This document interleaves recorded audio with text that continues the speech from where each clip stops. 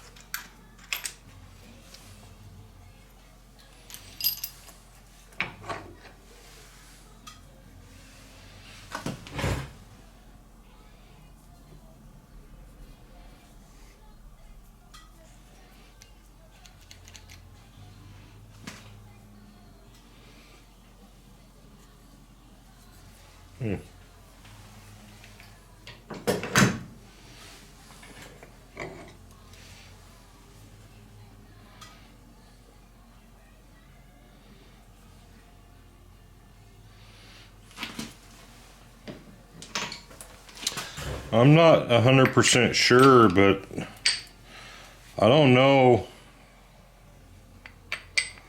if that's supposed to be like that. Oh, sorry. Is this just completely worn out, or is there supposed to be like 90 thousandths worth of play in that?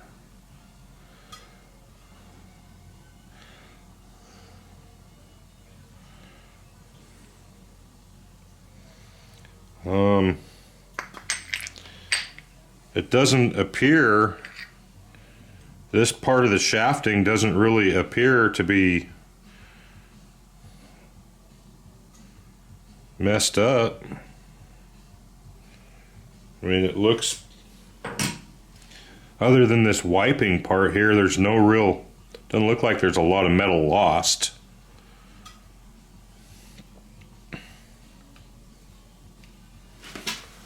Huh. You know, this, since we have quite a bit of scoring and stuff here and that bronze bushing, I mean, there's quite a bit of play in that bronze bushing.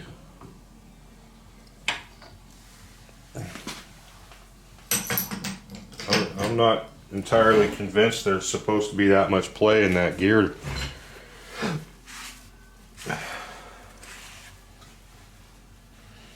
She's dirty.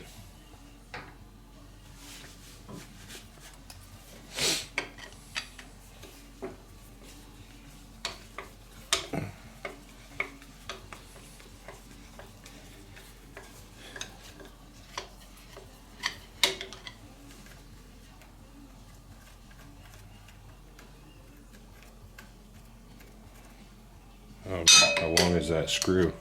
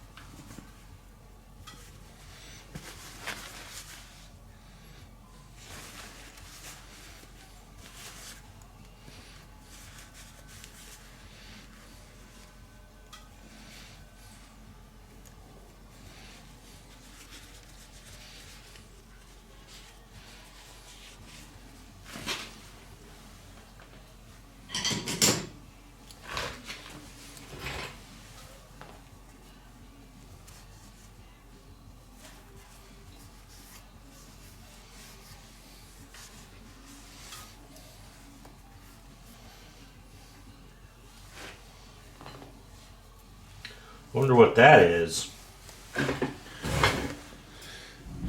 See if I can zoom in on that. What is that?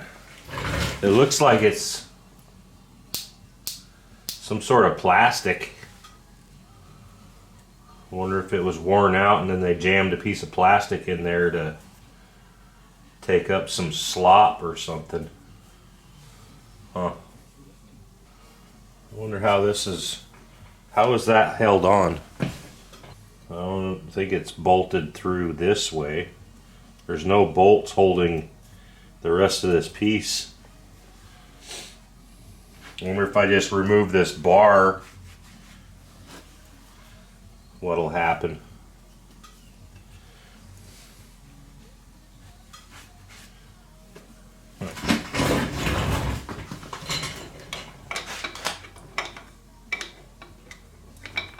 Check out that knurling.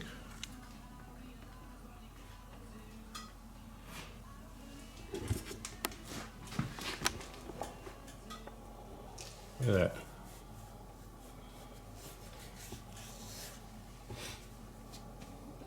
It's kind of weird looking. Alright, so here's what we've got so far. We have replaced a bushing in that piece there. I bought some bronze. That stuff's kind of expensive. And then I made a little brass sleeve here. I turned this piece down and oversized that bushing there, and then I also made this little brass sleeve here to help take up the slack in that gear. So now we've got, you know, pretty solid fit here. No frickin' wiggle. Well, there's a little bit of wiggle, but you know, it's nowhere near what it used to be. So that was fun. And then I drilled in from the side, you know, took this oil cap off, drilled in, made a hole in the bushing so that it could feed oil. And learned some things along the way. Right, so I've already had this put back together and tested. So what's kind of neat is this gear's got these holes in it. Right? Let me see if I can do this one. I'm trying to do this one-handed. So there's this little spring keeper deal, right, that captures. Oh, I can't get it. I'm gonna have to use two hands to do this. But anyways, that spring deal captures each hole on this gear, and you can operate the spring deal with this plunger here. So as your shaper is stroking out, it's making its cut. When you have the feed dialed in to go left or right, say you're trying to feed the head or feed the table that way, if you change which hole this little plunger goes into, it'll actually change the feed in relation to the stroke of the ram. So for the longest time, I didn't even know that little plunger was a deal, right? So I was messing with it and figured it out. But what happened was, so it's stroking out and you want it to feed the table on its backstroke. That way you're not cutting a curve, or the table's not moving, you know, horizontally while you're in your cut. You want your table to stay put, you want your cut to go through, and then once your cut is through, you want the table to advance whichever direction.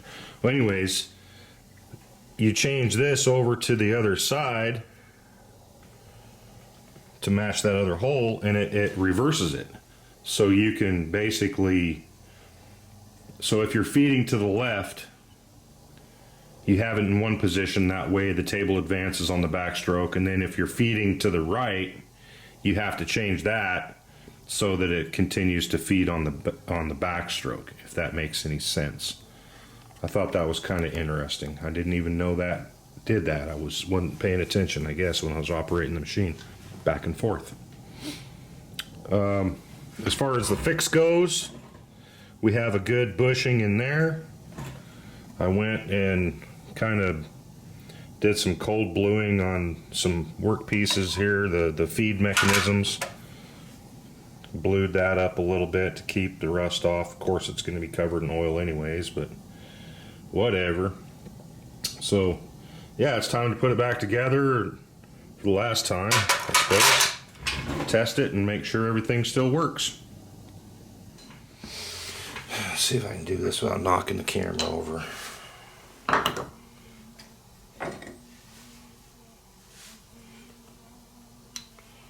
Alright, so if I remember correctly, this can go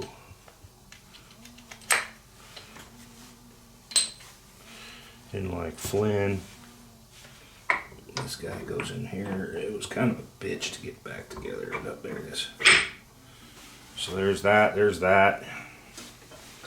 The cover put back on it. A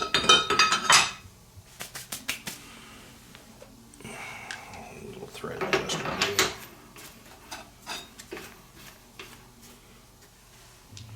These guys are go secondly.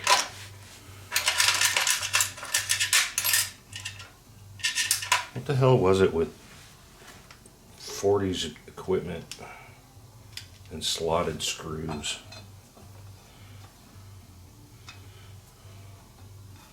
I think it was maybe just ease of manufacture, perhaps. It's easy to make a slotted screw.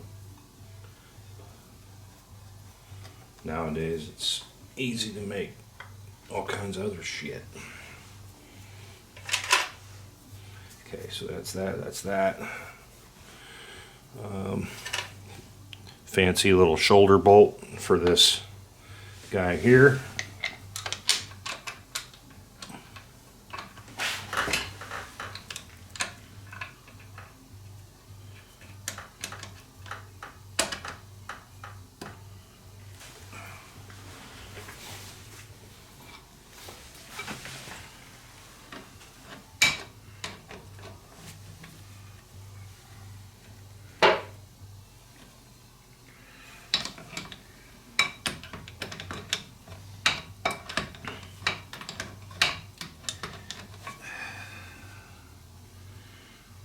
Thought was kind of interesting on the end of this shaft here. There's this bolt. It's got a 12-point head on it, but it's neither standard nor metric. Best I could calculate. I mean, a 10 millimeter fits it. 12-point 10 millimeter fits it, but the 10 millimeter is a little loose. Strange. It's one of those English things or something. I know they have weird shit sometimes.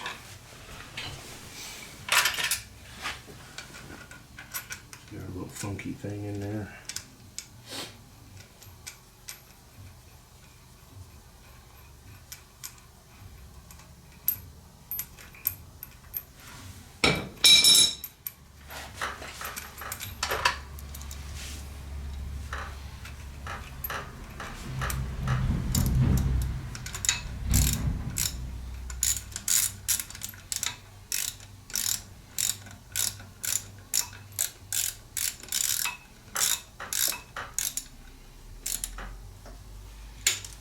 Newton tight.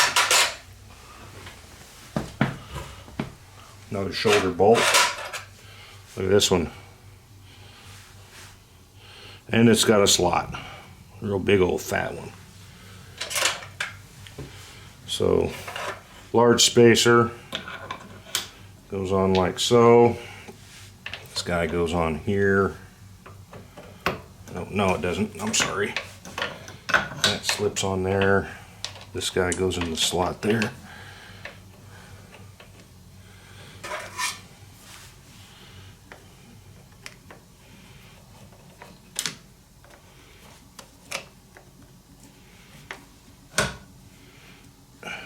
Okay.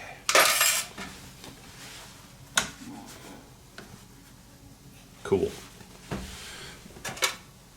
Another spacer with a little keeper deal.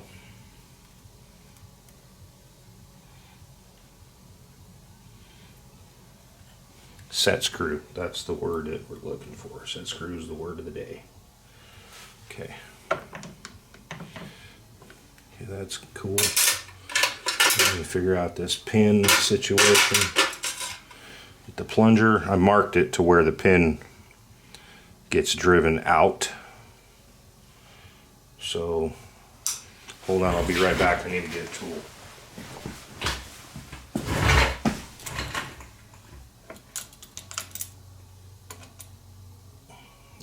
Damage that.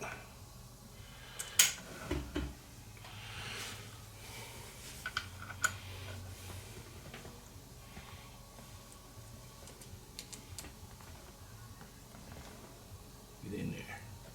Ah. Okay. Oh.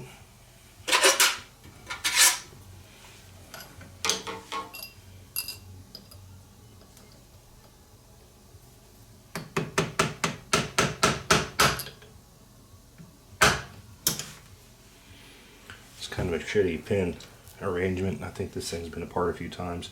I mean, with that plastic that was in there, you know it was torn apart before.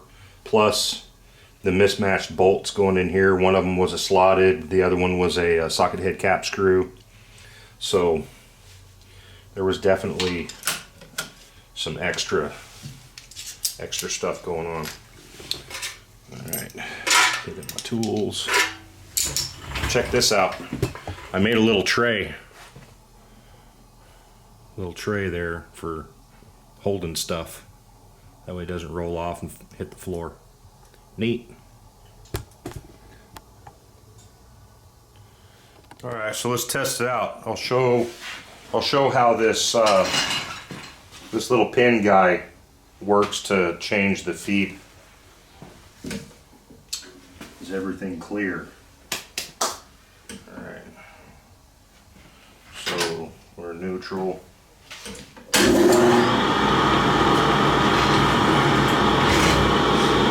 Okay, turn this thing so I can see. I don't know if you'll be able to see the table moving in whichever way in relation to the stroke. Well, yeah, the ram's in frame. So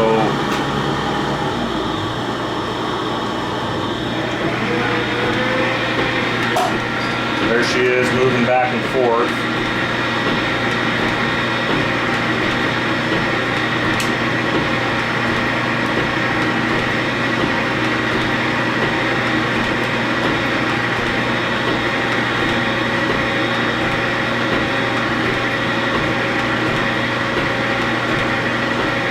Adjusting the stroke length of this piece.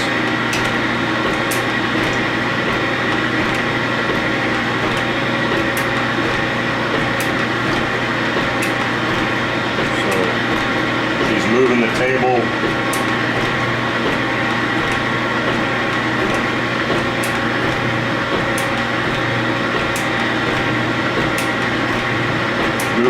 that way. You can tell, watch this handle and that stroke, so when it's going out, it's actually moving the table on its cut. Okay, so we have it in the wrong way. So if we were going the other way, now it's reversed. See, it's basically moving the table when it's on its back stroke. But if we change this to the next hole, go back this way again, moving the table on the cutting stroke. So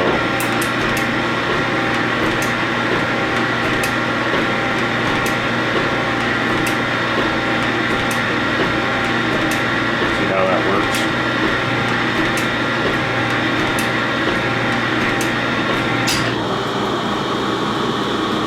This is the clutch, by the way. Kind of the clutch. I mean, you can you can creep the machine a little bit, and then you push it. It's actually got like a detent or something that holds it in place. Kind of a nifty little setup. And then low and high gear is here, and then the transmission shifters are back here. I don't know if I already explained or showed the strokes per minute deal on this thing. Pardon me. There's the shifter arrangement for strokes, all the different strokes per minute. That's pretty slick. It's got grease zerks all over the place. Look at how filthy nasty that shit is in there. One of these days I'm gonna have to tear this apart and clean it. I know I am. Anyways, that's the tear down and fix the slop out of the